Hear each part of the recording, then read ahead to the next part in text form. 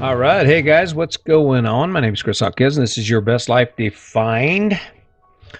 I love this topic. I love this. I love this because this is what I turned into, right? I turned into this guy that walks around trying to give people advice about how to access more of the amazing things in life. That's really, I mean, in a nutshell, that's what I do, right? I sit and I can't help myself. I can't help giving that advice. If I have a listening ear, I'm going to share my story. I'm going to share my story about how it is that I've been managed, or we, Sandy and I, have managed to actually transform our life into what it is today. It's really cool. What's funny about that is when I look back at all those years I wasted being angry, and I look back at why I was so angry, I think it culminates in who I was as a child. I mean, I went through hell and I was angry because of all the things that happened that I didn't have any control over. My parents got a divorce, and my first stepdad, we actually picked him up from the penitentiary or the reformatory in Buena Vista, Colorado. He was a former DOC inmate. His name was Richard. He preferred to be called Dick. It was a name he lived up to. He was an ass, right? And so I kind of developed this strategy for survival. We moved a lot, like I was a new kid all the time. So there was always someone I had to fight. And I'd use that anger to create this persona that kept people away from me. I was unapproachable and I was mean, right? I didn't have friends. I was a loner, and I was kind of odd too. And those all those scenarios, they weren't anything close to what I wanted to be. But it's what life had turned me into. It's what I became to survive the environment that I lived in. It's funny because I came from 23 and a half years working in a federal prison. And if you've never worked in a prison and watched how people evolve, it's kind of interesting because you'll get some guy off the street. He's never done any time at all. And he'll come in, and when you first come in, bring him into the prison, he comes into receiving, and you check him in and do all that process, and they come across the yard, and they show up at the housing unit, and they're real cordial and they're real respectful, right? And for a lot of these guys, they get some misinformation. And it's funny because I won't see the same guy that was nice to me and told me about his family and how it sucked that he ended up in prison. And he's just a regular nice guy. And then you meet him like 3 weeks down the road, and he don't talk to you. He gives you the mean look. He mean mugs you. He ain't talking to you. And then a month and a half later, he's got a tattoo under his eye, and he's starting to get tattooed up, and he's starting to sag and starting to look like one of the regular guys, right?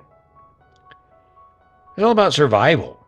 It's all about survival. It's about transforming yourself so that you can accommodate the environment you live in, right?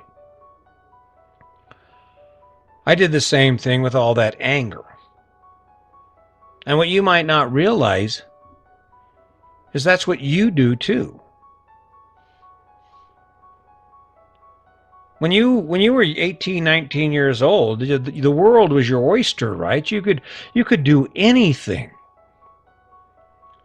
You didn't have no boundaries. You get a job. You had the money. All you wanted to do was play. All you wanted to do was have fun. Where are you at now? Where are you at now? How does it feel inside you when you wake up in the morning? How does it feel inside, that thing deep inside you? You know, that feeling that we all have, whether we're either happy or sad, or how does it feel to be you, right? How does it feel to live the life you live? What are you becoming? That scared the hell out of me, right? That was the point when I got scared to hell. So 2011, my dad dies. And I'm really amazed. I'm sure anyone listening to this would say the same thing about their own father. But what was amazing about my dad dying, as sad as it was and as hard as it was for me to get over, is in his passing, he gave me the most important gift of my life. Because by him dying, it forced me to take a look not only at how he had lived his life and how it ended, but it forced me to take a look at who I had become. And there I was as this angry man, and at that point, I didn't have any reason to be angry, except for it was a great tool to keep people away from me, to keep from getting hurt. And I couldn't do it anymore. I couldn't hide behind all those shields. I couldn't hide behind all of that baggage that had created a monster, right?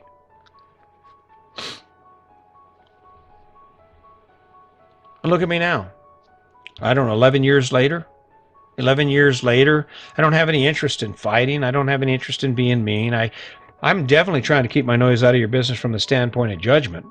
My mess, my house, I know I come across here and I got this perfect, amazing life and I'm living my dream. Yes, it's a pretty cool life, but there's nothing in my life that's perfect. It's not perfect, right? So I'm not coming at you saying, hey, you better do this because your life sucks. But I will tell you that when you made those choices like we all do, how far away from that 18-year-old person are you, that 18-year-old that used to be excited about life, that used to be energized and laughed and would just jump in the car and go on a moment's notice? Not make a plan. Oh, no, I don't know. I don't want to go. What did you turn into? What are you turning into? If you've made the same choices as those around you, if you've made the same choices as your parents, take a look at your parents. Take a look at your mom and dad. Take a look at your uncles and aunts. Take a look at anyone who is 20 years older than you. And I'm sorry. Well, no, I'm not really sorry. It's not my problem, but that's what you're going to turn into unless you change something. That's what's funny about it is we all run around and we say, oh my God, it's life's so hard, because that's what you hear, right? Especially in the pandemic. Oh my God, life's so hard. But then you look at it, how many people have actually came out of this pandemic with a new perspective and a change of perspective with regard to where their values are at? If the pandemic didn't teach me anything, it reminded me that, you know what, I can't be screwing around doing shit I don't want to do. I can't be wasting my time doing a bunch of crap that sucks. Because maybe you do, but I don't know when this story is going to end for me. And I certainly don't want to miss out on it, right? Waste my time doing a bunch of stuff that doesn't inspire me. And people say, well, but you got to work. Okay. But you don't have to be in debt because you work. And what's funny about it is it comes back down to that whole thing. Someone does it, they get the house, they get the car, and then they walk around and they strut around like they did something, right? You ain't doing nothing by going in debt. Anyone with a job can go in debt. And pretty much if you have the fortitude to save the money, you can buy a car. And I guarantee you two things are going to happen. The bank will give you the money and the appraisal will always come in just right where it needs to be. So that loan gets signed, right? Because that's how it works. Because the bank doesn't care whether within reason, the bank doesn't care whether the property will sell or not. That appraisal is just a guess to say, yeah, everything else is selling for that price, so we should be able to get that price too. And that way they pay it. And then if you lose that house, guess what? They take the profit and resell the house. And what did you turn into because of it? You don't golf anymore. You don't ride mountain bikes anymore. You're carrying a few pounds. You keep talking about losing, but you don't really have the endurance and the drive you had when you were 18 or 19 or a few years ago to actually, get up out of the chair, jump in the car, go to the gym. And if you do go to the gym, it only lasts a couple of days because, well, going to the gym and peeling some pounds off kind of sucks. It's not really as much fun as they portray when you bought that big ass exercise machine for $1,500 or $2,000 or whatever it is. The reality is that all of that is it's fodder. It's the excuse for why we can't. And if you're making excuses for why you can't, that's only because that's what you've turned into. Because I guarantee when you were 18, when you were 17, when you were 19, whatever, in those early years before you got all bogged down in this amazing thing called the American dream, there wasn't anything you couldn't do. There wasn't a challenge I would put down in front of you that you would have said, screw you. I can do that in a heartbeat. That ain't shit, right? And now look at you. Hey, you want to go for a mountain bike ride? Well, I don't think my tires are flat. You know what I'm turning into? I'm turning into a better version of me. I don't know if you notice this. I like talking about me. I'm the shit, right? I like talking about me because I'm turning into a better version of me. Am I getting older? Yes, I'm getting older. I'm losing some weight. I'm thinning up, and now I've decided that I got to start hitting some more weights. I don't have quite the muscle mass I need now that I've lost a few pounds. So I'm going to turn into that. I'm going to become even a better version of what you see today. A year from now, guess what? You're going to be looking at me and you're going to be saying, oh, damn, he did get the book done. Wow, that's crazy. I wonder if he's making any money at it. Oh, yeah, look at that. He is. because that's exactly what the plan is. And if it fails, it fails. I'm not stopping because there's still more to do, right? There's still more. What's stopping? So what? How many rounds of chess do you play? How many sets of bowling do you do? How many times have you sucked at mountain biking and you go back out and mountain bike not because you're great at it, because you love it? Because by doing it, that's what you turn into. You start to quest for that energy that comes from being outside, being active, being motivated, being driven to accomplish what you can't do, to push yourself to the limit of what you can do, right? What are you turning into? What have you turned into? What will you turn into? I'm trying to be better at this. My personality, you know what, if I sit in front of a crowd of people, which I'm working on, see, that's the next step in this whole process, is doing live speaking engagements, public speaking engagements. Been waiting on COVID-19 to get done. Even over COVID-19, guess what? I turned into a podcaster, turned into an author. Soon I'll be a published author, right? It doesn't end. And the only reason it ends is when you accept where you are and you refuse to find the energy to move forward. But the thing is, guess what? No matter where you are, there's someplace else to be. No matter what you know, there's something else to learn. That's the ticket. Now, the question we have to ask, are you going to do it?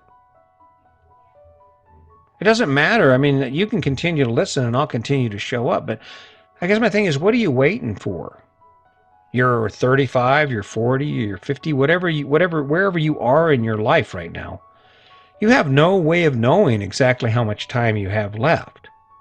And this whole bullshit idea of waiting until we retire to start living our life is just that. It's bullshit. Because how many people in 2020 had that same plan? It was the one that everyone gets when they sign off on this American dream. And it ended. Let's see, what did you do again at the Pearly? Well, I was 18, got a job, I was working. Here I'm 36. I was planning on retiring when I was 50. And here I am. And I'm not making light of the tragedy that's occurred because of this. I'm trying to bring it around to the point that if you're waiting to start living, to become who you should become, don't wait. Because unless you have a time machine, unless you can tell me how much time you have, second question I'm going to ask you is, how much time do I have, right? Because I'm doing the best I can. Can I do better? Hell yeah, we can always do better. But at least I can say at the end of each day when I lay my head down, you know what? I'm that much closer. I'm that much closer. It wasn't fun. Sometimes it sucks, but I'm still that much closer. So, I don't know. Life has a tendency to push in on us. And just remember that the people you hang out with will create who you become. The attitude, the information you bring into your body, all contributes to who you become. That's why I really limit my social media exposure, and I really limit my exposure to the news. Because the truth is, if it doesn't directly impact me, what's the point? What's the point in bringing information into my life, and even more than that, getting all excited and sticking my nose into issues that are out there, that are in the world, when I have issues within my own life that I haven't resolved? Remember, my book isn't published yet. I mean, what's funny about it is I looked at all this hype over this last year of politics, and everybody has an opinion, and some people are spending their every waking moment, every free moment, just biting off on big chunks of this information and this idea about what can happen and who to support and this and that. But if they turn that camera on their own life, if you looked at their life, they're sitting in a mud puddle. They're struggling financially. Their relationships are struggling. Their life is a mess. Can you imagine what would happen if we turned all of our energy towards ourselves and away from all the distractions in the world?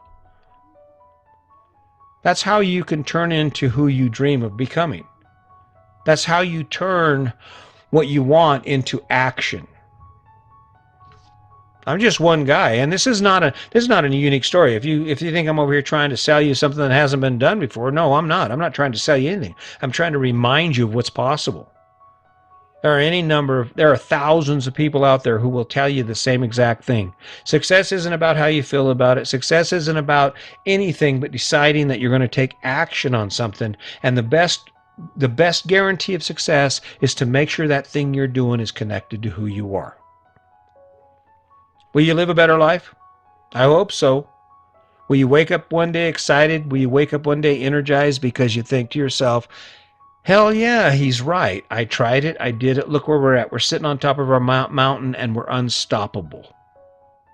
It's right there in front of you. All you have to do is go get it. All you have to do is turn into that type of a person who refuses to allow distractions to stop you from moving forward. It's your life. Live it. I don't know. Thanks for showing up. Thank you for listening. I realize that some of these are better than others. There are times when I just show up here and I feel like I am just working so hard, and other times it feels like I connect. I hope this is one of those.